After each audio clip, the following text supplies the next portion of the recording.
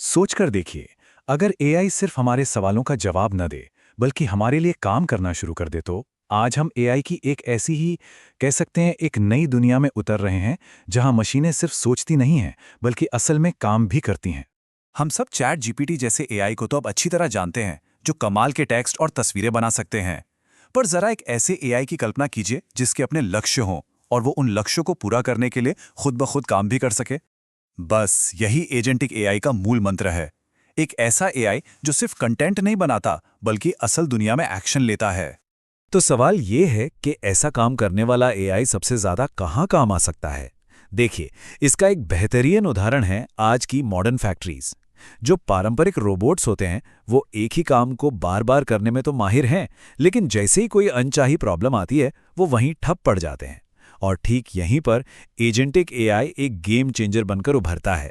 सीधे शब्दों में कहें तो हम एआई में एक बहुत बड़े बदलाव की दहलीज पर खड़े हैं। ये बदलाव है कंटेंट बनाने से आगे बढ़कर असल दुनिया में काम करने तक का। ये जो नए एआई एजेंट्स हैं, इन्हें अपने माहौल को समझने, सोचने और फिर एक्शन लेने के लिए ही डिज़ाइन किया जा रहा है।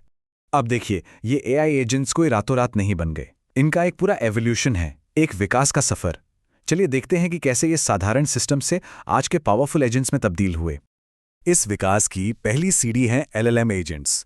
इन्हें एक बहुत ही स्मार्ट टेक्स्ट बेस्ड असिस्टेंट की तरह समझिए। वे मुश्किल से मुश्किल प्लान को समझने और बनाने में तो माहिर हैं, पर उनकी दुनिया सिर्फ शब्दों तक ही सीमित है। वो असल दुनिया को देख या सुन नहीं सकते। इसके बाद अगला बड़ा कदम आता है एमएलएम एजेंट्स का। ये एआई अब सिर्फ पढ़ नहीं सकते, बल्कि देख और सुन भी सकते हैं। टेक्स्ट, इमेज, ऑडियो और सेंसर डेटा को एक साथ प्रोसेस करके ये एजेंट्स अपने आसपास की दुनिया की कई ज़्यादा गहरी समझ बना पाते हैं। ये पूरा सफ़र वाकई कमाल का है। हमने शुरुआत की थी साधारण रूल बेस्ड रोबोट से, जो सिर्फ दिए गए कमांड्स को फॉलो करते थे। फिर आए एआई मॉडल्स वाले ज़्यादा इंटेलिजेंट एजेंट्स, और अब हम जनरेटिव एआई के दौर में हैं, जो हमें एजेंटिक एआई तक ले जा रहा है, यानी ऐसे एजेंट्स जो सच में खुद सोच सकते हैं और अपने फैसले ले सकते हैं। और यही हमें एजेंटिक एआई के असली मकसद तक लाता है। सोचिए कि एक एआई को एक मुश्किल लक्ष्य दिया जाता है, जैसे मेरे लिए एक हॉलिडे ट्रिप प्लान करो, और वो बिना किसी मदद के सब कुछ खुद कर ले, फ्लाइट्स और होटल बुक करने से लेकर घूमने की जगहों की लिस्ट बनाने तक। यही है एजेंटिक एआई की असली ताकत। तो हम ये कैसे मापते हैं कि कोई सिस्टम कितना एजेंटिक है? देखिए, ये कोई हाँ या ना का सवाल नहीं है। इसे 4 पैमानों पर देखा जाता है। पहला, वो कितना मुश्किल लक्ष्य संभाल सकता है, एक छोटा मोटा काम या एक पूरा प्रोजेक्ट। दूसरा, वो किस माहौल में काम कर सकता है, एक कंट्रोल्ड लैब में या शहर की भाग दौड़ वाली सड़क पर। तीसरा, जब कुछ अनएक्सपेक्टेड होता है तो वो कैसे रिएक्ट करता है।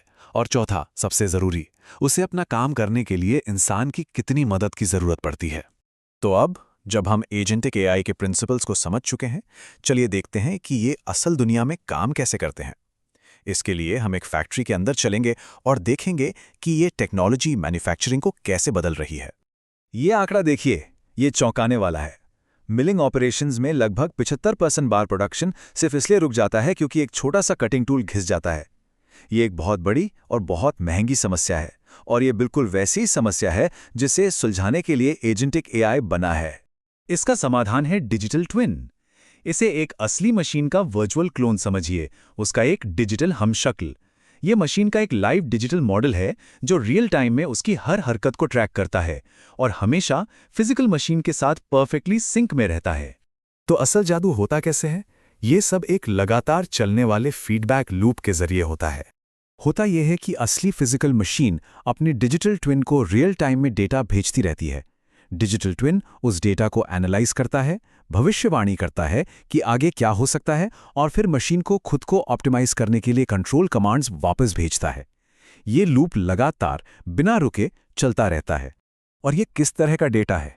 ये मशीन की सेहत का एक अविश्वसनीय रूप से डिटेल्ड ब्यौरा है। उसका पूरा हेल्थ चेकअप वो अपने डिजिटल ट्विन को सब कुछ भेज रही है, हल्की सी ध्वनि तरंगों से लेकर काटने के बल, कंपन और तापमान तक। इससे डिजिटल ट्विन को असल में ये समझने में मदद मिलती है कि मशीन कैसा महसूस कर रही है। देखिए, ये कोई छोटा मोटा सुधार नहीं है। ये मैन्युफैक्चरिंग में एक पूरा पैराडाइम शिफ्ट है, एक जबरदस्त बदलाव। हम सख्त प्री प्रोग्राम्ड रोबोट से हटकर इंटेलिजेंट अडेप्टेबल सिस्टम की ओर बढ़ रहे हैं, जो लगातार सीख रहे हैं और बेहतर हो रहे हैं। तो ये सब हमें कहाँ ले जा रहा है? चलिए स्मार्ट फैक्ट्रीज के भविष्य पर एक नज़र डालते हैं और इन चुनौतियों पर भी बात करते हैं जिन्हें हमें अभी भी पार करना है। हम अभी तक पूरी तरह से ऑटोनॉमस फैक्ट्रीज की दुनिया में नहीं पहुंचे हैं। रास्ते में कुछ गंभीर चुनौतियां हैं।